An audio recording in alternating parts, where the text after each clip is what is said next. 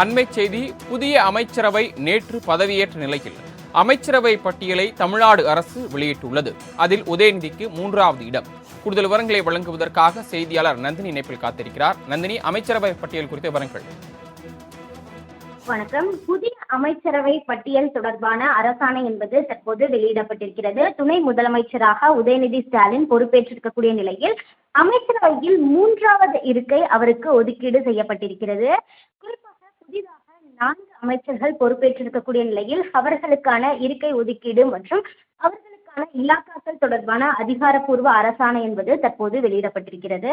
அந்த வகையில் பார்த்தோம் என்றால் துணை முதலமைச்சர் உதயநிதி ஸ்டாலினை பொறுத்தவரையில் இளைஞர் நலன் மற்றும் விளையாட்டு மேம்பாட்டுத்துறை, சிறப்பு திட்ட செயலாக்கத்துறை, திட்டம் மற்றும் வளர்ச்சித்துறை ஆகியவற்றை அவர் கண்காணிப்பார் எனவும் தெரிவிக்கப்பட்டிருக்கிறது. அமைச்சரவையில் அவருக்கு 3வது இடமும் ஒதுக்கீடு செய்யப்பட்டிருக்கிறது.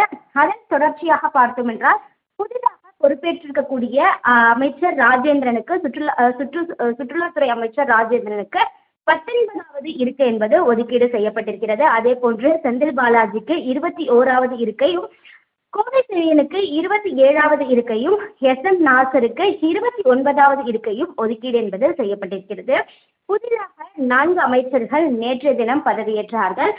சென்னை கிண்டியில் இருக்கக்கூடிய ஆளுநர் மாளிகையில் தமிழ்நாடு ஆளுநர் ஆர்.என். ரவி அவர்களுக்கு பதவி பிரமாணம் மற்றும் ரகசிய காப்பு பிரமாணம் செய்து வைத்த நிலையில் துணை முதலமைச்சராக பொறுப்பேற்றிருக்கக்கூடிய உதயநிதி ஸ்டாலினுக்கு அமைச்சரவையில் 3வது இடம் ஒதுக்கீடு செய்யப்பட்டுள்ளது குறிப்பிடத்தக்கது. தாங்கள் வழங்கிய தகவல்களுக்கு நன்றி நந்தினி.